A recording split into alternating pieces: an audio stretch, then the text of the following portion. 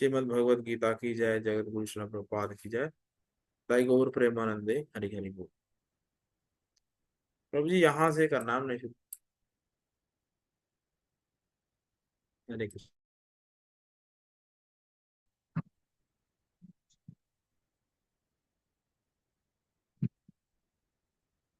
हरे कृष्णा प्रभु जी। ये मद भागवतम से है कि भगवत गीता भगवद से है? भगवद गीता प्रभु जी। भूमिका भगवद गीता की पेज नंबर 29 है। मैं पढ़ देता हूँ पहला पैराग्राफ, आप इसको थोड़ा एक्सप्लेन कर दीजिए। दूसरी बुक होगी। दूसरी बुक संसार में होगी। मनुष्य बिल्लियों तथा कुत्तों के समान लड़ने के लिए नहीं है। मनुष्यों को मनुष्य जीवन की महत्ता समझकर सामान्य पशुओं की भांति आचरण करना बंद कर देना चाहिए। मनुष्य को अपने जीवन के उद्देश्य को समझना दूसरी बुक पता चाहिए नहीं भगवत गीता।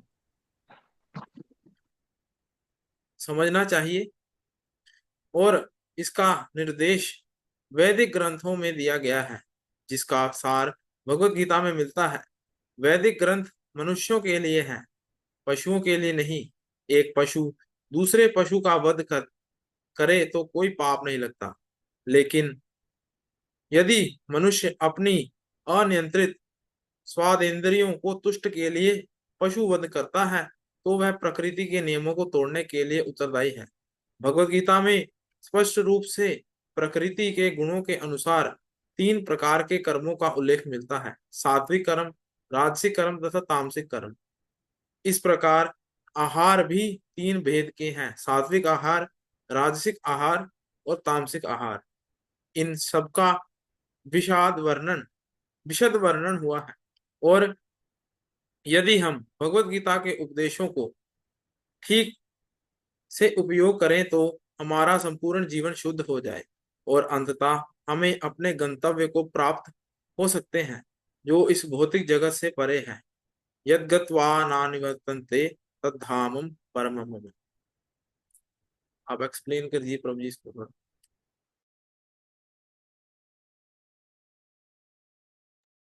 हरे कृष्णा। सभी भक्तों के चरणों में कोटि कोटि धन्यवाद प्रणाम। इसमें प्रभुपाद जी एक्सप्लेन कर रहे हैं कि जैसे बता रहे हैं कि जो मनुष्य जीवन है, मनुष्य जीवन का और जो पशु जीवन है उसके बीच में अंतर बता रहे हैं। कि जो पशु जीवन है, क्योंकि उसके बीच में जो पशु की जो चेतना होती है वो जिज्ञासा की चेतना नहीं होती।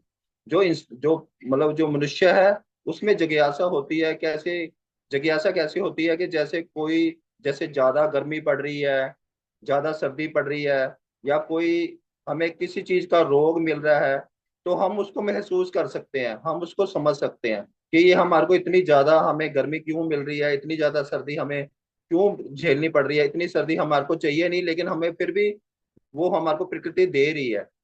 तो ये चीज पशु नहीं सोच सकते, पशु इस चीज को नहीं समझ सकते।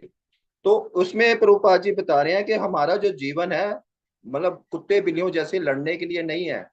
तो आज मनुष्य का जीवन, आज जो कलयुग में जो देखा ज्यादा जा रहा है, वो मनुष्य पशु के ही समान मतलब व्यवहार कर रहा है। उसका कारण क्या है? क्योंकि वो कोई शास्त्र नहीं पढ़ रहा।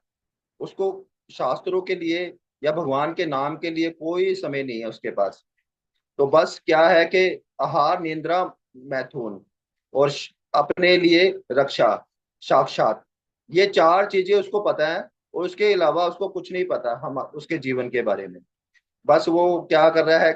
काम कर रहा है, खा रहा है, सो रहा है और संभोग कर रहा है। बस ये 4 चीजें उसको पता है। उसके अलावा उसको इसके अलावा पता ही नहीं है कि मनुष्य जीवन में क्या करना चाहिए। तो इसमें प्रभुपाद जी बता रहे हैं कि जो मतलब भोजन भी का भी उन्होंने स्टैंडर्ड बताया है कि भोजन में भी जैसे तमो गुणों का भोजन है और सतोगुण का भोजन है। ये भी चीजों का बताया गया है। प्रभुपाद जी ने इसमें भी एक्सप्लेन किया है कि अगर हम जैसा मतलब भोजन खाएंगे, हमारी जो चेतना है वो हमारी चेतना भी वैसी होगी।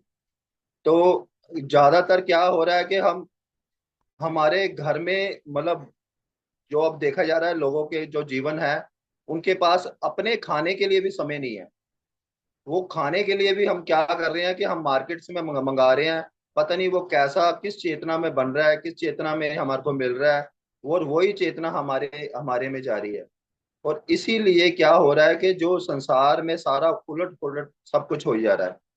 क्योंकि जो सभी चीज है ना, जैसे मान लो प्रकृति में क्या हो रहा है कि प्रकृति में एक इंसान को छोड़ के सभी, जैसे पशु को ले लो आप, सभी अपने नियम से चल रहे हैं, लेकिन जो इंसान है वो अपने नियम से बाहर हो गया।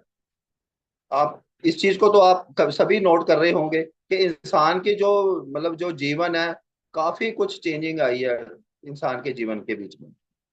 वो उसको अपने अपने भलाई के लिए भी समय नहीं है, अपने अपने खुद के लिए सोचने के लिए समय नहीं है कि मैं जो मनुष्य जन्म मेरे को मिला है वो किस लिए मिला है, क्या उद्देश्य है कि जो मेरे को मनुष्य जन्म मिला है। हो सकता है हमारे को जानवर योनि भी मिल सकती थी, लेकिन भगवान ने हमारे पे इतनी कृपा क्यों की है, लेकिन वो भगवान की कृपा किसी को भी नजर नहीं आ रही है।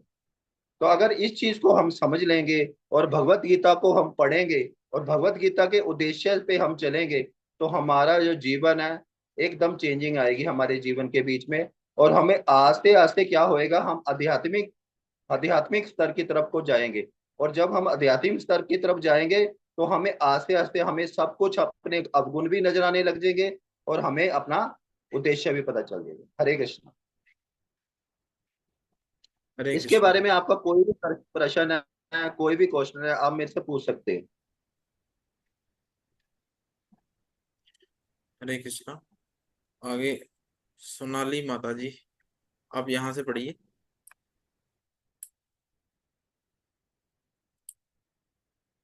हरे कृष्णा। हरे कृष्णा प्रभु जी। माता जी यहाँ से पढ़ना है यह हमें। ठीक है।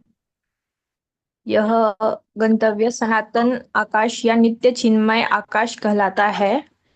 इस संसार में हम पाते हैं कि प्रत्येक पदार्थ क्षणिक है, यह उत्पन्न होता है, कुछ काल तक रहता है, कुछ गौण वस्तुएं उत्पन्न करता है, क्षीण होता है और अंत में लुप्त हो जाता है। भौतिक संसार का यही नियम है।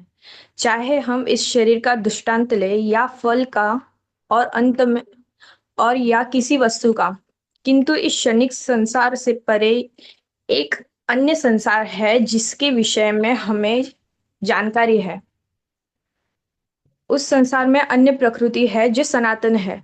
जीव भी सनातन है और 11वें अध्याय में भगवान को भी सनातन बताया गया है। हमारा भगवान के साथ घनिष्ठ संबंध है और चूंकि हम सभी गुणात्मक रूप से एक हैं, सनातन धाम, सनातन ब्रह्म तथा सनातन जीव। अतएव गीता का सार अभिप्राय हमारे सनातन धर्म को जागृत करना है, जो कि जीव की शाश्वत वृत्ति है। हम अस्थायी रूप से विभिन्न कर्मों में लगे रहते हैं, किंतु यदि हम इन क्षणिक कर्मों को त्याग कर परमेश्वर द्वारा प्रस्तावित कर्मों को ग्रहण कर ले, तो हमारे ये सारे कर्म शुद्ध हो जाएं। यही शुद्ध जीवन कहलाता है। थैंक यू माता जी।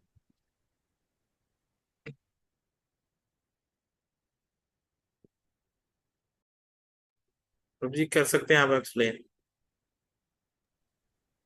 हरे कृष्णा प्रभु, करना एक्सप्लेन इसको। हाँ जी, हाँ जी, कर।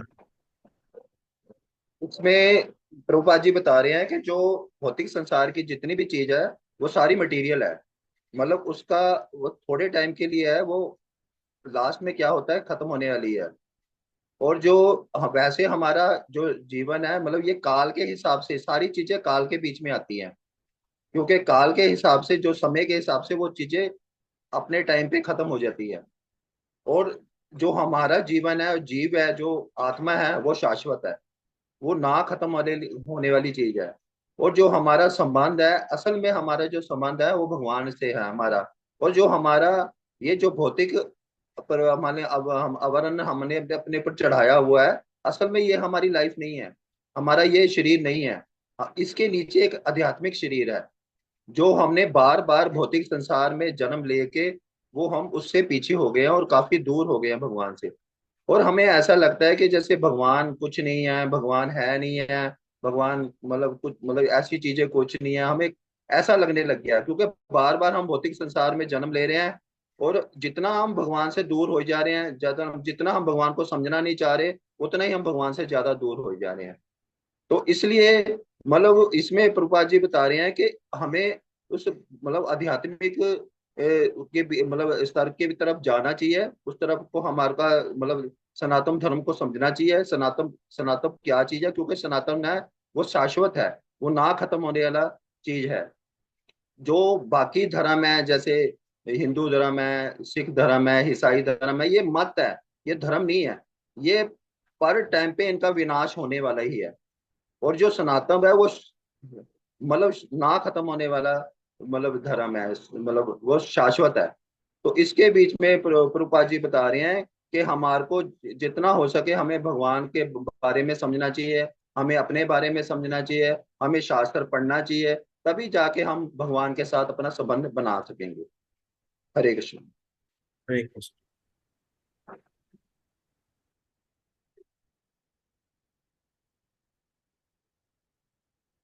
परमेश्वर तथा उनका धाम दिव्य, ये दोनों ही सनातन हैं और जीव भी सनातन है। सनातन धर्म में परमेश्वर तथा जीवन की संयुक्त संगति में मानव जीवन की सार्थकता है। भगवान जीवों पर अत्यंत दयालु रहते हैं, क्योंकि वह उनके आत्मज हैं। और भगवान कृष्ण ने भगवत गीता में घोषित किया है, सर्व येनु सर्वयोनिषु अहम बीज प्रजापिता, मैं सबका पिता हूँ। निसंदेह अपने अपने कर्मों के अनुसार नाना प्रकार के जीव हैं, लेकिन यहाँ पर कृष्ण कहते हैं वह उन सबके पिता हैं। अतएव भगवान उसमें अस्मत् पतित बद्ध जीवों का उद्धार करने तथा उन्हें सनातन धाम वापस बुलाने के लिए अवतरित होते हैं, और या फिर अपने विश्वस्त सेवकों को अपने पुत्रों, पार्षदों तथा आचार्यों के रूप में इन बद्ध जीवों का उद्धार करने के लिए भेजते हैं। हरे कृष्णा। एक्सप्लेन कीजिए प्रभु जी। हरे कृष्णा। जगत गुरु शिला प्रपात की जय हो। परमेश्वर इसमें बताया गया है कि जो सनातन है और परमेश्वर है वो भी शाश्वत है, और उनका धाम भी शाश्वत है। उसमें ये चीज बता रहे हैं कि जैसे हमें यहाँ पे क्या है कि जो भौतिक संसार के बीच में काफी कुछ हमारे को फेस करना पड़ता है। हमारे को रोग फेस करना पड़ता है, हमारे को बुढ़ापा फेस करना पड़ता है। लेकिन जो मतलब जो भगवान का धाम है, उसमें ऐसा कुछ नहीं है। उसमें ना हमारी मृत्यु होती है, ना हमारे को बुढ़ापा आता है। बहुत शाश्वत जीवन है। बस निरंतर भगवान का नाम ही वहां पे लिया जा रहा है, भगवान का कीर्तन ही हो रहा है, भगवान का श्रृंगार ही हो रहा है लगातार। तो क्या है कि उसमें यहाँ पे हमारी मृत्यु हो रही है, वहाँ यहाँ पे हमारे को दोबारा जन्म लेना पड़ता है भौतिक संसार के बीच में। लेकिन भगवान के धाम में ऐसा कुछ नहीं है। ना भगवान के धाम में कोई रोग है, ना भगवान के धाम में कोई एक्सीडेंट होता है, ना भगवान के धाम में कोई प्रॉब्लम है। बस निरंतर भगवान का नाम ही है, भगवान की सेवा में लगे हुए हैं जीव उनका। क्योंकि हम भगवान के दास हैं, और हमारा क्या काम है, भगवान की सेवा करना। लेकिन भौतिक संसार में हम क्या कर रहे हैं, हम भोक्ता बने हुए हैं। भोक्ता बनने की वजह से हम उस हमारे को हर एक चीज की प्रॉब्लम से फेस करनी पड़ रही है, क्योंकि हम असल में भोक्ता नहीं है। असल में भोक्ता भगवान ही है, और हम सिर्फ दास हैं भगवान के। और जब हम भगवान के धाम में पहुंचते हैं तो हमें उस टाइम पता चलता है कि असल में हम भगवान के दास हैं, और हमारा क्या है कर्तव्य, भगवान की सेवा करना और भगवान के भक्तों की सेवा करना। तो इसमें बता रहे हैं कि जो शाश्वत जीवन है वो ही हमारे लिए सबसे सही रहेगा, ये भौतिक संसार हमारे लिए सही नहीं है। हरे कृष्ण। हरे कृष्णा। नंदिनी माता जी हरे कृष्ण। यहीं से पढ़िए।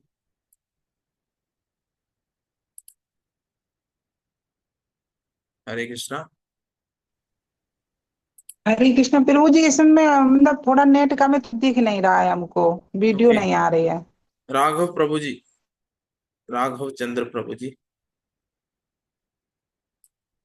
यहाँ से पढ़ लीजिए। अतएव अतएव सनातन धर्म किसी सांप्रदायिक धर्म पद्धति का सूचक नहीं है। यह तो नित्य परमेश्वर के साथ नित्य जीवों के नित्य कर्म धर्म का सूचक है। जैसा कि पहले कहा जा चुका है, यह जीव के नित्य धर्म को बताता है। श्रीपाद रामानुजाचार्य ने सनातन शब्द की व्याख्या इस प्रकार की है, वह जिसका न आदि है और न अंत। अतएव जब हम सनातन धर्म के विषय में बातें करते हैं तो हमें श्रीपाद रामानुजाचार्य के प्रमाण को आधार पर यह मान लेना चाहिए कि इसका न आदि है न अंत। आगे कंटिन्यू करना है फिरोज जी। हाँ जी। अंग्रेजी का रिलीजन शब्द सनातन धर्म से थोड़ा भिन्न है। रिलीजन से विश्वास का भाव सूचित होता है और विश्वास परिवर्तित हो सकता है। किसी को एक विशेष विधि में विश्वास हो सकता है और वह इस विश्वास को बदलकर दूसरा ग्रहण कर सकता है, लेकिन सनातन धर्म उस कर्म का सूचक है जो बदलता नहीं है, बदला नहीं जा सकता। उदाहरणार्थ, न तो जल से उसकी तरलता विलक की जा सकती है, न अग्नि से ऊष्मा विलक की जा सकती है। इसी प्रकार जीव से उसके नित्य कर्म को विलग नहीं किया जा सकता।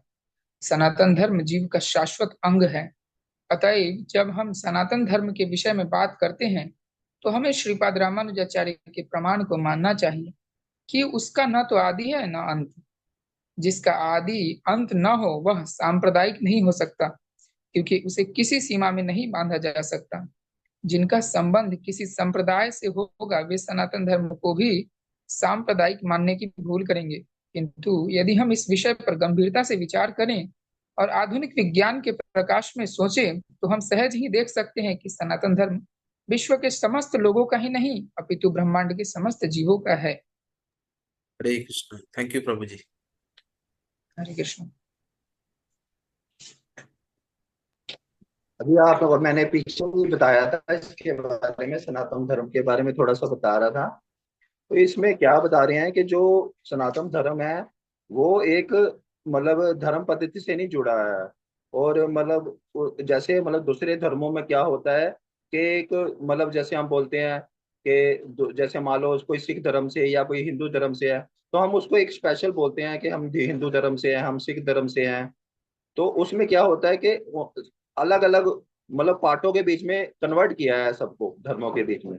लेकिन जो सनातन धर्म है, अभी आप देखो कि जो प्रभुपाद जी ने मतलब जो प्रचार किया है बाहर की फॉरेन कंट्री में जाके, उन्होंने कोई ये देखा है कि भाई वो फॉरेनर है या वो अंग्रेज है या वो अमेरिकन है या वो कोई ऑस्ट्रेलियन है? उन्होंने ऐसा कुछ नहीं देखा। उन्होंने सबको प्रचार किया सनातन धर्म में, सनातन धर्म के बारे में बताया।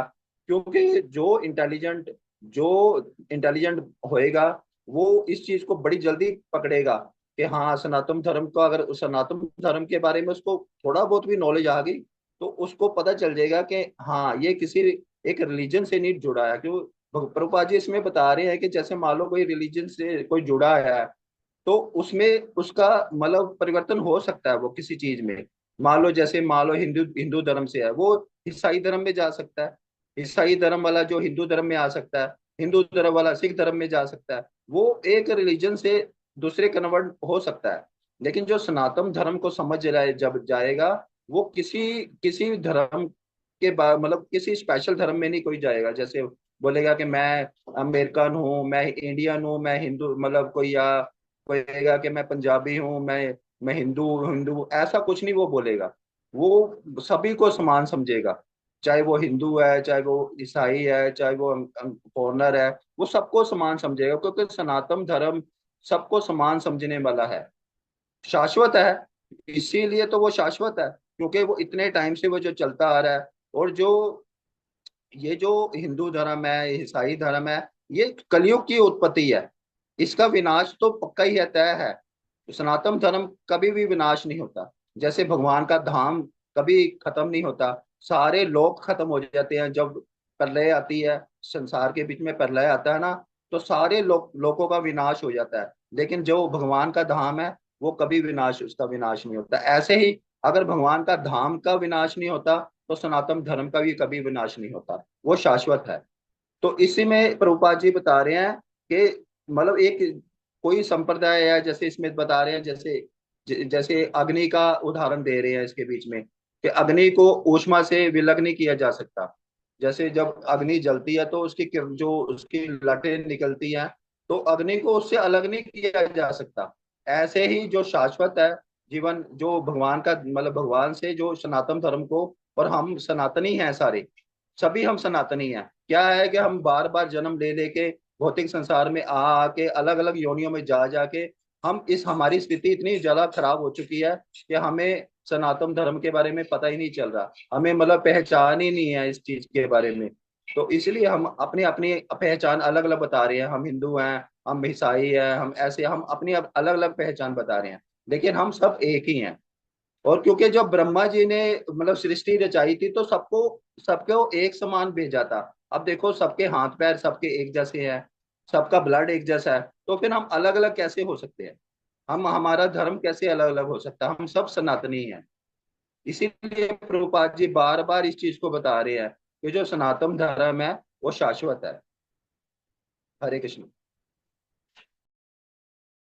हरे कृष्णा प्रभु जी, थैंक यू। और एक और पैराग्राफ ले लेते हैं लास्ट।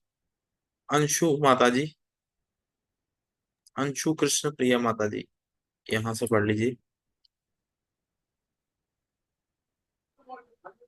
हरे कृष्णा प्रभु जी, मेरी आवाज आ रही है? हाँ जी माता जी, आ रही, पढ़ना शुरू कीजिए।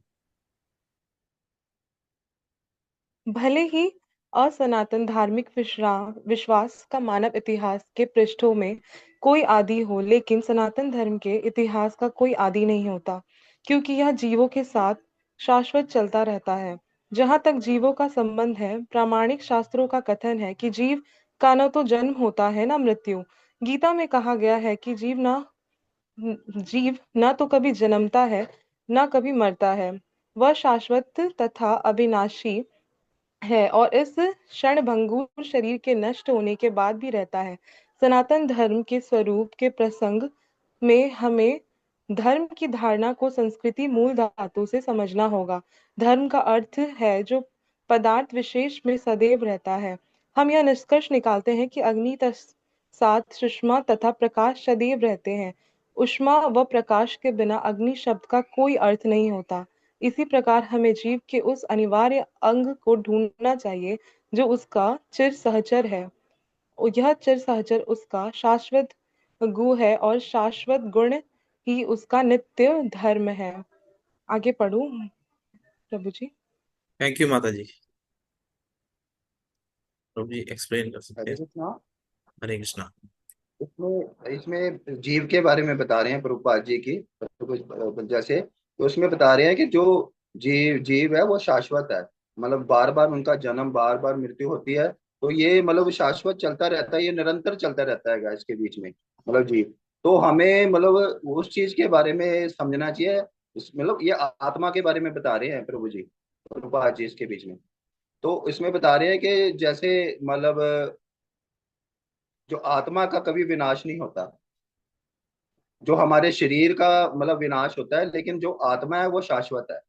कभी आप कभी भी देखना, कभी भी कोई जिसकी मृत्यु हुई होती है तो उसमें क्या बोलते हैं कि जीव चला गया, जीव भगवान के चरणों में चला गया, हम ऐसे बोलते हैं ना जब मृत्यु होती है। वो पूछने वाला होए तो शरीर तो वहीं पड़ा है, चला कौन गया, कौन चला गया उसके बीच में से, जो जिसके बारे में हम अपने मतलब वर्णन करते हैं, जब जिसकी किसी की मृत्यु हो जाती है तो वो क्या चीज है। जैसे हमारे शास्त्रों में बताया गया है कि हमारे तीन मतलब होते हैं, मतलब मतलब शरीर होते हैं। जैसे स्थूल शरीर होता है और सूक्ष्म शरीर होता है और एक सच्चिदानंद शरीर होता है। जिसको सच्चिदानंद शरीर क्या है, वो आत्मा है।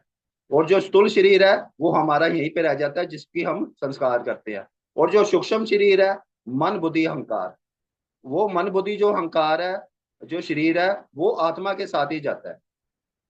वो जब तक जाता है जब तक हमारे में ईर्ष्या खत्म नहीं होती, हमारे में अहंकार नहीं खत्म होता, जब तक वो साथ ही साथ रहता है, मन बुद्धि अहंकार।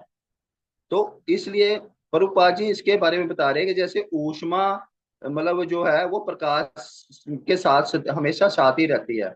प्रकाश के बगैर ऊष्मा का कोई मतलब नहीं है। तो इसीलिए जो शरीर के जो साथ जो शरीर का जो मतलब है, वो शरीर जड़ पदार्थ है और आत्मा है वो कार्य पदार्थ है। आत्मा ही कार्य करती है हमारे शरीर के बीच में सारा। जो हम जो भी कर रहे हैं, जो भी हम सोच रहे हैं, उसका सारा जो लेना देना है वो आत्मा के साथ ही है। शरीर तो जड़ पदार्थ है। जैसे मान लो एक कार है, कार के बीच में एक ड्राइवर नहीं बैठेगा, उसको चलाएगा नहीं, तो कार तो जड़ पदार्थ है, कार उसके ड्राइवर के बगैर कैसे चलेगी। तो जो आत्मा है वो एक ड्राइवर ही है एक तरीके से शरीर की। तो इसमें हमारे प्रभुपाद जी इसमें बता रहे हैं कि हमारे को आत्मा के बारे में सोचना चाहिए और आत्मा के बारे में जानकारी लेनी चाहिए। हरे कृष्ण। हरे कृष्णा। तो आज हम यहीं पे विश्राम करेंगे। अगर किसी का कोई प्रश्न है तो आप पूछ सकते हैं। लास्ट 5 मिनट है, हम एक प्रश्न ले सकते हैं किसी का भी। आप हैंड रेस कर सकते हैं जिसका कोई प्रश्न है तो।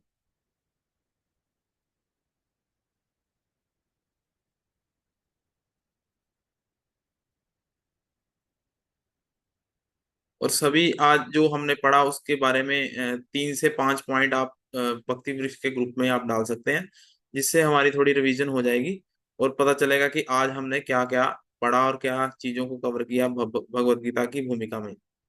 तो अगर किसी का कोई प्रश्न नहीं है तो आज हम यहीं पर इस सेशन को विश्राम देते हैं। कल इस समय पर मिलेंगे पुनः। वाञ्छाकल्पतरुभ्यश्च कृपा सिन्धुभ्येव च पतितानां पावनेभ्यो वैष्णवेभ्यो नमो नमः। अनंत कोटि वैष्णव वृंद की जय। नामाचार्य श्रीलदास ठाकुर की जय। भगवत वाणी श्रीमद् भगवत गीता की जय। तो प्रभु जी आपका आने के लिए बहुत बहुत धन्यवाद। सभी प्रभु जी के लिए एक बार हरे कृष्ण महामंत्र का उच्चारण करें। हरे कृष्णा कृष्ण कृष्णा हरे हरे, हरे राम राम राम हरे हरे। हरे हरे। सभी का थैंक यू, बहुत बहुत शुक्रिया। थैंक यू प्रभु जी आपका समय देने के लिए, थैंक यू प्रभु। ऐसे ही हमारे थैंक यू साथ प्रभु बने जी। रहे। Thank you so much. हरे कृष्णा, दंडवत प्रणाम सभी को।